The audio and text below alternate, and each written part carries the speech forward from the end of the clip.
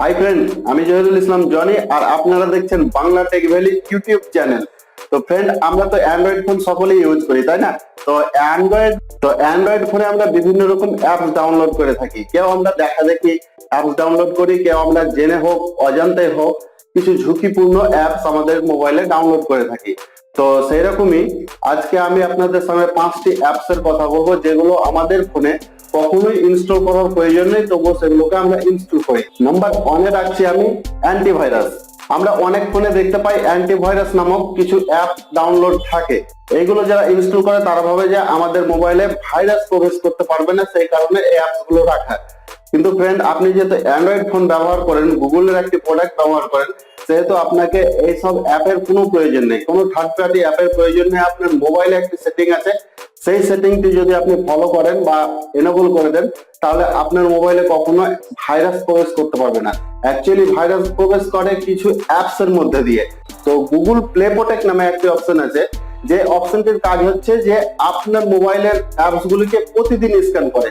যদি তাদের মধ্যে কিছু পেয়ে যায়, অর্থাৎ হার্মফুল বা ক্ষতিকারক কিছু পেয়ে যায়, তারা কি করে না, সাথে সাথে আপনাকে ইনফর্ম করবে যে আপনার এই অ্যাপটির মধ্যে হার্মফুল কিছু আছে।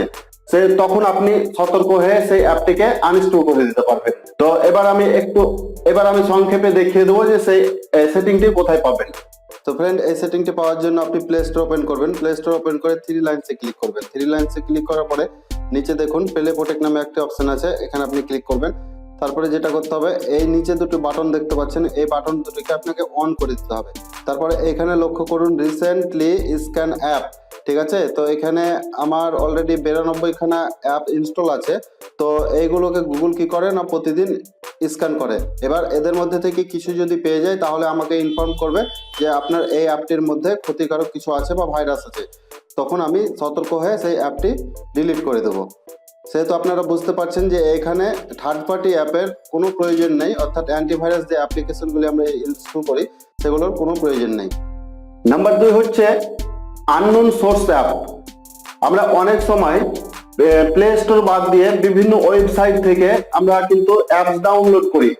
যখন আপনি আননোন সোর্স থেকে অ্যাপ ডাউনলোড করবেন, তখন আপনাকে কিন্তু একটি সতর্কবাণী দেওয়া হবে। আপনি হয়তো সেটি জেনে হোক না জেনে হোক সেটিতে এগ্রি হয়ে যান বা আপনি ইনস্টল করে নেন, ঠিক আছে?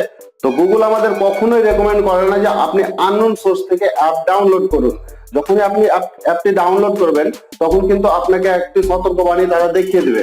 তো কিছু ট্রাস্টেড ওয়েবসাইট আছে, সেগুলো থেকে আপনি ডাউনলোড করতে পারেন। তাছাড়া প্লে স্টোরে ভাই অনেক অ্যাপ আছে, সেখান থেকে আপনি ডাউনলোড করে ব্যবহার করুন, কোনো অসুবিধা নেই। আননোন সোর্স থেকে যদি আমরা কোনো অ্যাপ ডাউনলোড করি, তাহলে আমাদেরকে গুগল কিরকম সতর্কবাণী দেয় সেটা আমরা দেখে নেব। তো ফ্রেন্ড, আমরা আননোন সোর্স থেকে বা কোনো ওয়েবসাইট থেকে অ্যাপ্লিকেশন ডাউনলোড করার পরে যখন ইনস্টল করতে যাই, তখন ঠিক আমাদেরকে এরকম একটি সতর্কবাণী দেয়। আমি আপনাদের দেখিয়ে দিচ্ছি। এখানে আমি ডাউনলোড করে রেখেছি অলরেডি। তো এখানে ক্লিক করব, ডাউনলোডে ক্লিক করলাম এবং একটা অ্যাপ্লিকেশনে ইনস্টল করতে যাব, ঠিক আছে? তো এখানে প্রথমে বলতে চাইছে যে ফর ইওর সিকিউরিটি, আপনার সিকিউরিটির জন্য your phone is not allowed to install unknown app from this device. মানে এই ডিভাইসটি আপনাকে আননোন সোর্স থেকে অ্যাপ্লিকেশন ইনস্টল করার অনুমতি দিচ্ছে না। তারপরে যদি আমরা সেটিংয়ে ক্লিক করি, সেটিংয়ে ক্লিক করার পরে এখানে কিছু লেখা আছে যেগুলোকে আমি বাংলা করে নেব। তো বাংলা করলে দেখাচ্ছে যে আপনার ফোন এবং ব্যক্তিগত ডেটা অজানা অ্যাপ্লিকেশন দ্বারা আক্রমণের জন্য আরো ঝুঁকিপূর্ণ। তো আপনি বুঝতে পারছেন কতটা ঝুঁকিপূর্ণ মানে আননোন সোর্স থেকে অ্যাপ্লিকেশন ডাউনলোড করা। তো এই উৎস থেকে অ্যাপ্লিকেশনগুলো ইনস্টল করার মাধ্যমে আপনি সম্মত হন যে আপনার ফোন থেকে যে কোনো ক্ষতি বা ডেটা হ্রাসের জন্য আপনি তাদের দায়ী হতে পারেন। তো বুঝতে পারছেন যে আমরা আননোন সোর্স থেকে অ্যাপ্লিকেশন ডাউনলোড করব না করব না, সেটা আপনার ব্যাপার। এবার নাম্বার 3 হচ্ছে ব্যাটারি সেভার অ্যাপ। তো আমাদের ব্যাটারিটাকে সেভ করার জন্য আমরা বিভিন্ন রকম ব্যাটারি সেভার অ্যাপ ব্যবহার করি। তো ফ্রেন্ড, আপনাকে বলবো যে এই সব অ্যাপের কোনো দরকার নেই, জাস্ট আপনি মেমোরিটাকে শুধু ফুল করছেন, ওকে? তো আপনার মোবাইলে একটি সেটিং আছে, সেই সেটিংটি যদি অন করে রাখেন, তাহলে আপনার ব্যাকগ্রাউন্ডে প্রসেস হওয়া সমস্ত অ্যাপ্লিকেশন গুলি মনিটর করবে। তো সেই সেটিংটি অবশ্যই আপনি অন করে রাখবেন। তো চলুন এই ব্যাটারি সেভার যে সেটিংটি, সেটি কোথায় পাবো একটু জেনে নিই। তো ফ্রেন্ড, ব্যাটারি সেভার সেটিংটি পাওয়ার জন্য আপনাকে সেটিং অন করে নিতে হবে। সেটিং অন করলে আপনি স্ক্রল করে স্ক্রল করে নিচে যাবেন এবং দেখতে পাবেন ব্যাটারি নামে একটি অপশন আছে, ঠিক আছে। তো এই ব্যাটারিতে আপনি ক্লিক করবেন, ব্যাটারিতে ক্লিক করার পরে এই পাওয়ারে ক্লিক করবেন, পাওয়ারে ক্লিক করার পরে এখানে দেখুন ব্যাটারি সেভার আমার অন করা আছে। তো এটা যদি এখানে ক্লিক করে এটা যদি আপনাদের অফ থাকে এটাকে অন করে দেবেন, তাহলে আপনার ব্যাটারিটা অনেকটাই সেভ করবে, আপনার ব্যাংক অ্যাকাউন্টে প্রসেস হওয়া সমস্ত অ্যাপ্লিকেশনগুলিকে মনিটর করবে। নাম্বার 4 হচ্ছে ফেক অ্যাপ। প্লে স্টোরে কিছু অ্যাপ আছে যেগুলো ফেক, ওগুলো হয়তো শর্ট টাইমের জন্য আসে, কিন্তু গুগল তো বোকা নাই যে সেগুলোকে রেখে দেয়। শর্ট টাইমের জন্য আসে এবং পরে গুগল সেগুলোকে বার করে দেয়। তো এমন কিছু অ্যাপ আপনি দেখতে পাবেন যেখানে তারা এমন কিছু কিছু দাবি করে যে সেইগুলো যেগুলো আপনার ফোনে নেই সেই সমস্ত কাজগুলি করে দেবে। তো ফর এক্সাম্পল বলছে আপনার মোবাইলে ফাস্ট চার্জিং নেই, তো কোনো কোনো অ্যাপ দাবি করে যে এই অ্যাপটি ইনস্টল করলে মোবাইলটি ফাস্ট চার্জিং হবে। বা আপনি অনেক এরকম অ্যাপ দেখতে পাবেন যে আপনি আপনার ফিঙ্গারটা স্ক্রিনে রাখলেই নাকি ব্লাড প্রেসারটা তারা বলে দিতে পারে। আমি এগুলো শুনে আশ্চর্য যাই যে এগুলো মানুষ বিশ্বাস করে কিভাবে। কিছু অ্যাপ আছে দাবি করে যে মশা তাড়িয়ে দিবে, তো এগুলো থেকে আপনারা অবশ্যই বিরত রাখবেন, এগুলো কোনো কাজের অ্যাপ নেই, এগুলো শর্ট টাইমের জন্য আছে। গুগল আবার কি করে তাদেরকে প্লে স্টোর থেকে বিতাড়িত করে দেয়। নাম্বার 5 হচ্ছে ক্লিয়ারিং ক্যাশ মেমোরি অ্যাপ। তো ক্যাশ ফাইলটা কি সেটা আমাদেরকে প্রথমে জানতে হবে।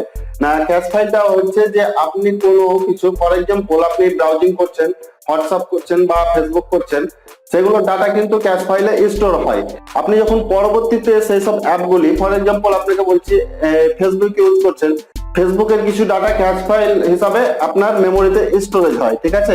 তো আপনি যখন পরবর্তীতে ফেসবুক আবার ওপেন করেন তখন যেসব ডাটাগুলো সংরক্ষণ করে রেখেছে সেগুলো আর নতুন ভাবে তাকে করতে হয় না, বা প্রসেসরের উপর চাপ পড়ে না, বা ব্যাটারির উপরে চাপ পড়ে না, আপনাকে সেখান থেকে দেখিয়ে দেয়।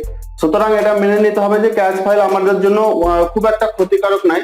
এবার যদি আপনার খুব প্রয়োজন হয় যে ক্যাশ ফাইল আমাকে ক্লিয়ার করতেই হবে, সেক্ষেত্রে আপনি সেটিং এ গিয়ে ক্লিয়ার করে নিতে পারেন। এইসব অ্যাপ্লিকেশনের দ্বারা কখনোই ক্যাশ ফাইল ক্লিয়ার করতে যাবেন না, এগুলো কোনো কাজ হয় না। তো চলুন আমরা কিভাবে আমাদের অ্যাপ্লিকেশনের ক্যাশ ফাইলগুলো ক্লিয়ার করবো একটু জেনে নিই। তো ফ্রেন্ড, অ্যাপ্লিকেশনের ক্যাশ ফাইলগুলো ক্লিয়ার করার জন্য আমরা প্রথমে সেটিং এ চলে যাব, সেটিং এ গিয়ে স্ক্রল করে নিচে আসবো, তারপরে দেখতে পাবো অ্যাপ সেটিং বা অ্যাপ এরকম কিছু থাকবে। তো আমি ইনস্টল অ্যাপে ক্লিক করলাম, ইনস্টল অ্যাপে ক্লিক করার পরে এখানে দেখতে পাচ্ছেন অনেকগুলি অ্যাপস কিন্তু আছে। তো এই অ্যাপগুলির ক্যাশ ফাইল কিভাবে ক্লিয়ার করব তার জন্য আমি প্রথমে ফর এক্সাম্পল আপনাকে দেখাচ্ছি যে এখানে এজেড স্ক্রিন রেকর্ডার এর ক্যাশ ফাইলগুলো আমি ক্লিয়ার করব। সেজন্য এখানে ক্লিক করব, ক্লিক করার পরে এখানে ডাটা ক্লিয়ারের একটা অপশন পাবো, এখানে আমি ক্লিক করব, ঠিক আছে। তারপরে এখানে দুটো অপশন চলে এসেছে দেখুন, ক্লিয়ার অল ডাটা আর ক্লিয়ার ক্যাচ। তো আমি ক্লিয়ার ক্যাচে যদি ক্লিক করে দিই তারপরে ওকে করে দিই, তাহলে এর যে ক্যাচ ফাইলগুলো সব ডিলিট হয়ে যাবে। সুতরাং আমাদের থার্ড পার্টি অ্যাপ ব্যবহার করার কোনো প্রয়োজন নেই, যেহেতু আমাদের ফোনে সেটিংটি আছে, সেহেতু আমাদের খুব প্রয়োজন যদি পরে যে ক্যাশ ফাইলগুলো ক্লিয়ার করতে হবে তাহলে আমরা এখান থেকে ক্লিয়ার করে নেব। ওকে, তো ফ্রেন্ড, ইনফরমেশন গুলো কেমন লেগেছে আপনি কমেন্ট করে জানাতে পারেন, এবং এরকম টিপস গুলো প্রতিনিয়ত পেতে চ্যানেলটিকে সাবস্ক্রাইব করুন এবং পাশে থাকা নোটিফিকেশন বেল আইকনটি অন করে দিন। তার কারণ যখনই আমি কোনো নতুন ভিডিও আপলোড করব তার নোটিফিকেশন আপনারা পেয়ে যাবেন। এবং ভিডিওটি ভালো লাগলে একটি লাইক করে দেবেন, লাইক করলে আমি বুঝবো যে হ্যাঁ আপনারা আমার এই ইনফরমেশন গুলোকে সঠিকভাবে নিয়েছেন। আর বন্ধুদের সাহায্যার্থে এই ভিডিওটিকে আপনি বিভিন্ন জায়গায় শেয়ার করে দিন। তো আজ এই পর্যন্ত, দেখা হবে পরবর্তী কোনো লেটেস্ট ভিডিওতে। ততক্ষণ ভালো থাকুন, সুস্থ থাকুন, এই কামনা করে শেষ করছি।